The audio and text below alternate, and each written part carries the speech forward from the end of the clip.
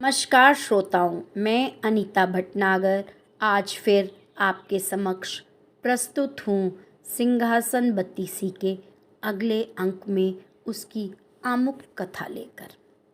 बहुत समय पहले राजा भोज उज्जैन नगर पर राज्य करते थे। राजा भोज आदर्शवादी, सामाजिक एवं धार्मिक प्रवृत्ति के न्याय प्रिय राजा थे। समस्त प्रजा उनके राज्य में सुखी एवं संपन्न थी। संपूर्ण भारतवर्ष में उनकी प्रसिद्धि दूर दूर तक फैली हुई थी। उन्हीं के समय से चली आ रही कहावत कहाँ राजा भोज और कहाँ गंगू तेली आज भी जनसाधारण को प्रभावित करती है। उज्जैन नगरी में कुम्हारों की एक चर्चित बस्ती थी। इस बस्ती के कुम्हार मिट्टी से आकर्षक और मनमोहक बर्तन बनाते थे। उनके द्वारा बनाए बर्तनों और आश्चर्यजनक कार्यों को दूसरे राज्यों में बड़े ही सम्मानपूर्वक देखा जाता था। यही कारण था कि इस बस्ती के सभी कुम्हार संपन्न और सम्मानित थे। कुम्हारों की इस बस्ती के आसपास मिट्टी के छोटे बड़े टीले थे, जिनकी मिट्टी बड़ी सुगंधित और चिकनी थी। राजा भोज के शासनकाल में प्रत्येक व्यक्ति संपन्न एवं सुखी था। कृषि भी होती थी और किसी भी प्रकार की कोई कमी न थी। इसी बस्ती में कई वर्षों से एक गडरिया भी काम करता था, जिसका नाम सूरजभान था। सूरजभान के घर से कुछ ही दूरी पर उसका एक घनिष्ठ मित्र रहता था। दोनों पड़ोसी होने के साथ साथ एक दूसरे से इतना प्यार करते थे कि एक दूसरे के लिए अपनी जान तक दे सकते थे। लेकिन एक बार छोटे बच्चों के मध्य झगड़े को लेकर दोनों में अनबन हुई तो दोनों की दोस्ती दुश्मनी में बदलती चली गई। लेकिन सूरजभान ने अच्छे अवसर की तलाश कर फिर से दोस्ती को सहज बना दिया। लेकिन दूसरे गांव का एक व्यक्ति उनकी दोस्ती से नफरत करता था और उनकी दोस्ती तोड़वाना चाहता था, किंतु उसे कोई मौका नहीं मिल रहा था। सूरजभान और उसके दोस्त को उस व्यक्ति के ईर्ष्यालु स्वभाव की कोई परवाह नहीं थी। वे दोनों 10-10 आदमियों पर भारी पड़ सकते थे। दोनों बड़े आराम से गांव के आसपास के क्षेत्र के लोगों के पशुओं को चराया करते थे।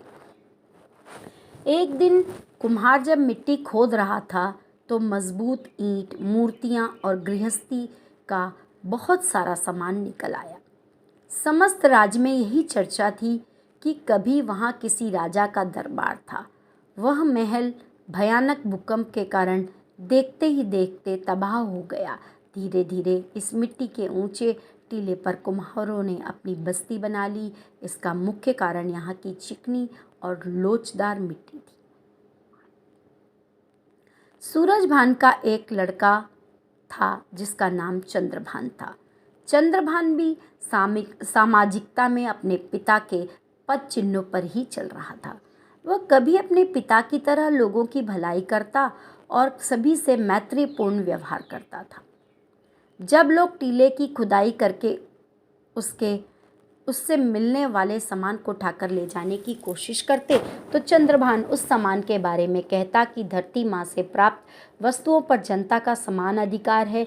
कोई भी व्यक्ति इन सामानों को व्यक्तिगत नहीं मान सकता और ये सभी में बराबर बंटनी चाहिए।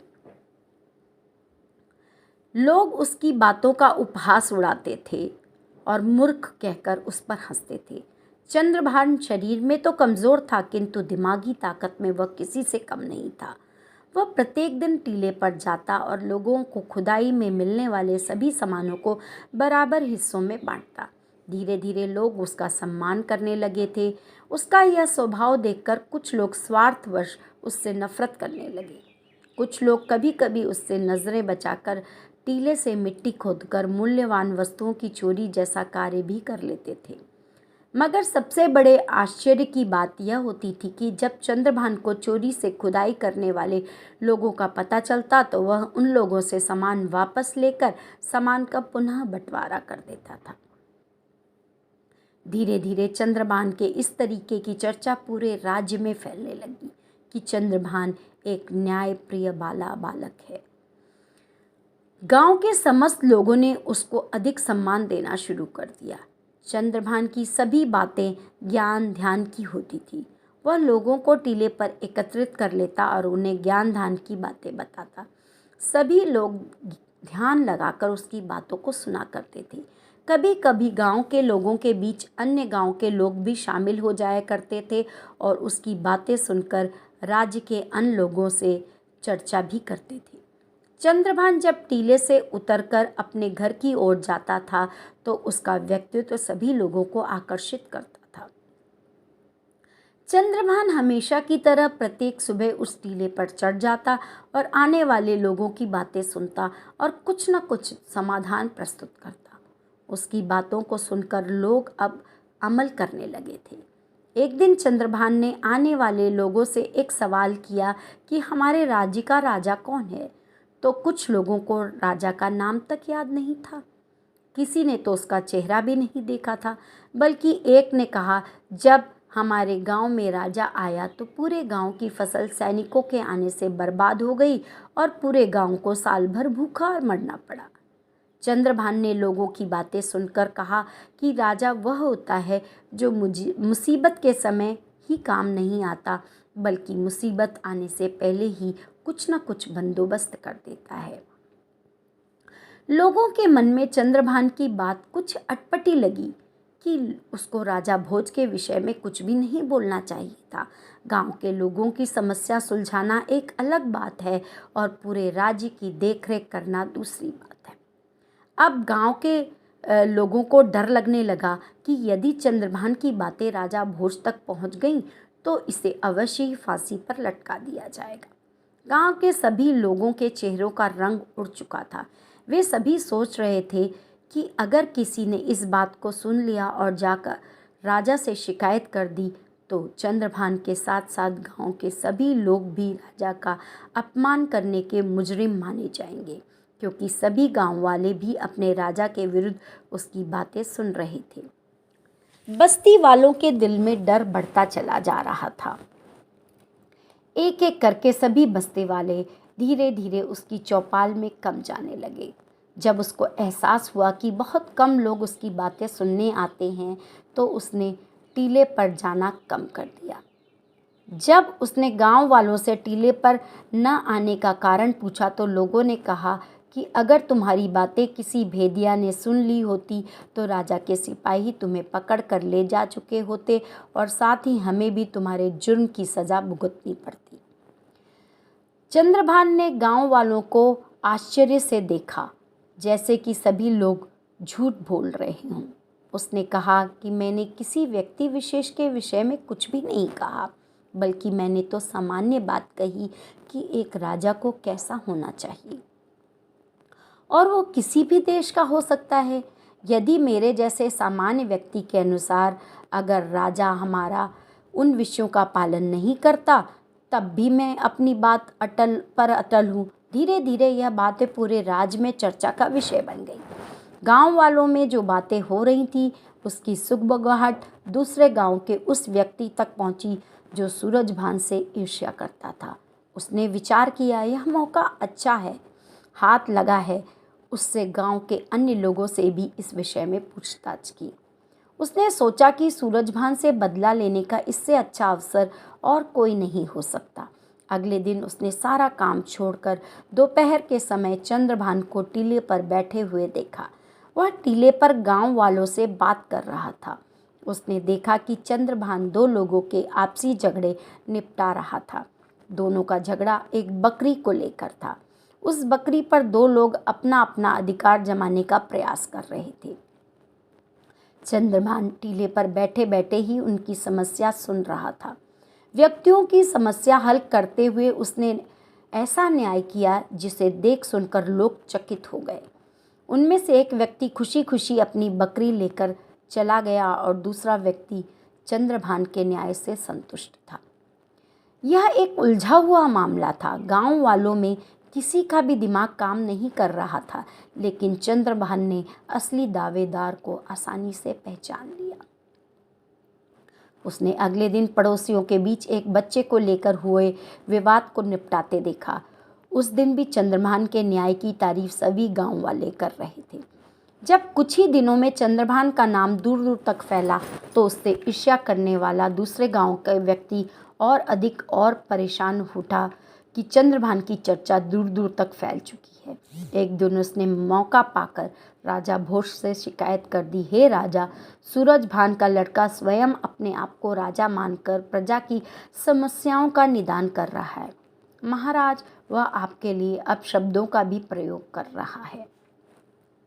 ईर्ष्यालु भानु प्रताप मन ही मन प्रसन्न हो रहा था कि अब किसी भी सूरत में नहीं बच सकता।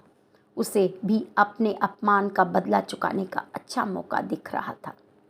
राजा भोज ने अपने सिपाहियों को आदेश दिया कि वे सूरजभान के लड़के पर नज़र रखें, उसके पास न्याय पाने जाने वाले को रोकें और फरियादियों को न्याय के लिए मेरे पास लेकर आएं। सिपाहियों ने राजा भोज के आदेश का पालन करना शुरू कर दिया। अगले दिन एक व्यापारी को राज दरबार में लाया गया। राजा भोज ने व्यापारी से राज दरबार में आने का कारण पूछा। व्यापारी ने कहा, महाराज, मैं एक छोटा सा व्यापारी हूँ और व्यापार करना मेरा मुख्य पेशा है। नगर से बाहर जाते समय मैंने अपने व्यापारी मित्र के पास कुछ बहुमूल्य वस्तुएं बतौर अमानत रखी थी, ताकि जब मैं लौट कर आऊँ तो मेरी बहुमूल्य वस्तुएं सुरक्षित वापस मिल सकें। जब मैंने व्यापारी मित्र से वे बहुमूल्य वस्तुएं मांगी तो उसने देने से इनकार कर दिया, इसलिए हम दोनों का आपस में झगड़ा हो गया। महाराज, मुझे मेरी वस्तुएं वापस दिला दीजिए, मेरे साथ न्याय कीजिए महाराज, यही वस्तुएं परिवार का एकमात्र सहारा हैं। राजा ने व्यापारी द्वारा लगाए गए आरोप के बारे में उसके व्यापारी मित्र से पूछा तो व्यापारी मित्र ने कहा, यह बात तो सत्य है कि व्यापार के लिए जाते समय यह अपनी बहुमूल्य वस्तुएं मेरे पास रख कर गया था। इसने मुझसे वादा किया था कि 6 महीने बाद लौटकर अपनी वस्तुएं वापस ले लेगा। जब ये 6 महीने बीत जाने के बाद लौटा तो मैंने इसकी अमानत लौटा दी।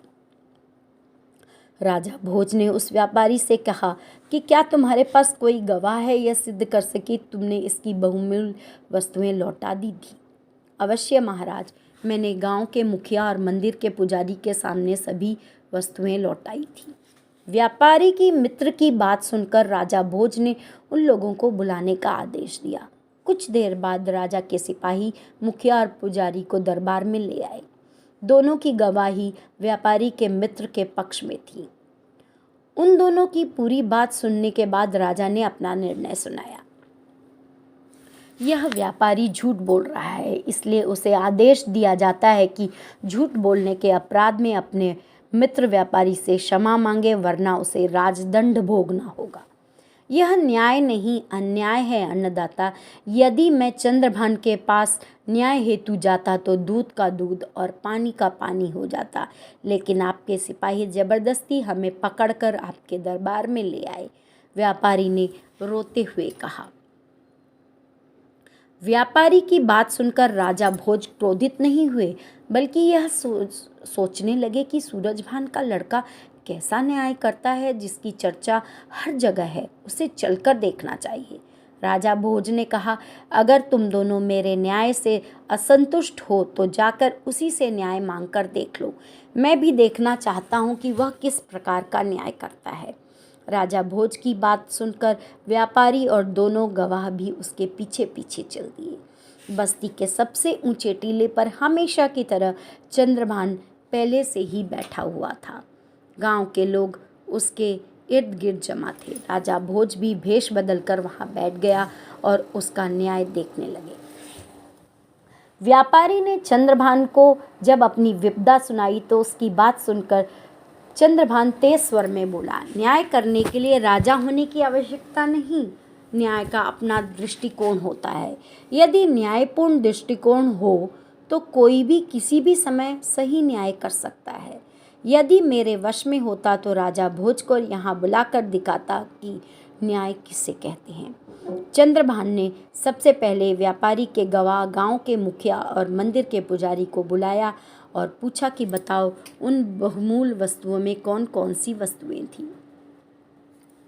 चंद्रभान का यह सवाल सुनते ही मुखिया और पुजारी के होश उड़ गए। उन्होंने लड़खड़ाती जबान में कहा, हमने तो बस पोटली देखी। व्यापारी के मित्र से चंद्रभान ने कहा कि तुमने तो कहा था कि उन दोनों को दिखाकर बहुमूल्य वस्तुएं लौटा दी थी। तुम तो एक बेईमान इंसान हो। दोनों को झूठी गवाही देने के लिए किस प्रकार का सौदा किया था? व्यापारी मित्र बुरी तरह कांपने लगा, उसकी टांगें लड़खड़ाने लगी। व्यापारी का मित्र चंद्रभान के कदमों में गिरकर रोने लगा। मुझे क्षमा करें, मुझसे बहुत बड़ी भूल हो गई। मैं इनकी बहुमूल्य वस्तुएं लौटाने का वादा करता हूं कि घर जाते ही इनकी वस्तुएं दे दूंगा। राजा भोज ने देखा कि सूरजभान का लड़का चतुर और न्यायप्रिय है। राजा उसके न्याय करने का ढंग देखकर काफ़ी प्रभावित हुए और अपने राजमहल वापस आ गए। वह रात भर चंद्रभान के बारे में सोचते रहे। अगले ही दिन उसने चंद्रभान को राज दरबार में बुलाया और कहा कि मैं तुम्हारे न्याय करने के तरीके से काफ़ी प्रभावित हूँ, लेकिन एक बात हमारी समझ में नहीं आई। कौन सी बात महाराज? चंद्रभान ने हाथ जोड़कर राजा से पूछा। तुम अनपढ़ और एक मामूली चरवाहे हो, फिर भी इतना अच्छा न्याय कैसे कर लेते हो? यह सब उस टीले की करामात है महाराज। जब भी मैं उस टीले पर बैठता हूँ तो मुझ में न जाने कौन सी शक्ति आ जाती है। मैं वहाँ बैठकर ही सही न्याय करता हूँ, बाकी जगह तो मुझसे कुछ बोला भी नहीं जाता। राजा भोज ने काफ़ी सोच विचार करने के बाद अपने मंत्रियों से विचार विमर्श किया। अंततः यह निर्णय हुआ कि टीले के नीचे अवश्य ही कोई दैवीय शक्ति है, इसे खुदवाकर देखा जाए। अगले ही दिन सैकड़ों मजदूरों ने उस टीले की खुदाई की। बहुत गहराई तक खुदाई करने के पश्चात मजदूरों को एक राज सिंहासन मिला। राजा भोज ने देखा तो सिंहासन की चमक से उसकी आंखें चौंधी आ गई। उनके सामने सोने, चांदी एवं रत्नों से जड़ा बहुत बहुमूल्य सिंहासन था। राजा भोज के आदेश पर सिंहासन को राजमहल लाया गया। सिंहासन को साफ किया गया। सफाई के बाद वह और निखर आया। इतना सुंदर सिंहासन अभी तक किसी ने भी नहीं देखा था। सिंहासन के चारों ओर 8-8 पुतलियां बनी थी। पुतलियां इतनी सजीव लगती थी मानो अभी बोल पड़ेंगी। राजा भोज ने इस सिंहासन पर बैठने के लिए एक निश्चित दिन तय किया और उस दिन दरबार में जश्न का सा माहौल बना हुआ था। राजा भोज जैसे ही सिंहासन पर बैठने के लिए आगे बढ़े, तभी सिंहासन में जड़ी सभी 32 पुतलियां राजा भोज को देखकर हंसने लगीं। राजा भोज ने सहम कर अपने कदम पीछे खींच लिए और उन पुतलियों से पूछा, पुतलियों, तुम सब मुझे देखकर एक साथ क्यों हंस रही हो? राजा भोज का प्रश्न सुनकर एक पुतली रत्नमंजरी राजा भोज को कुछ बताने के लिए आगे आई। धन्यवाद। अब मैं पुतली रत्नमंजरी की कहानी अपने अगले अंक में लेकर प्रस्तुत होंगी। धन्यवाद।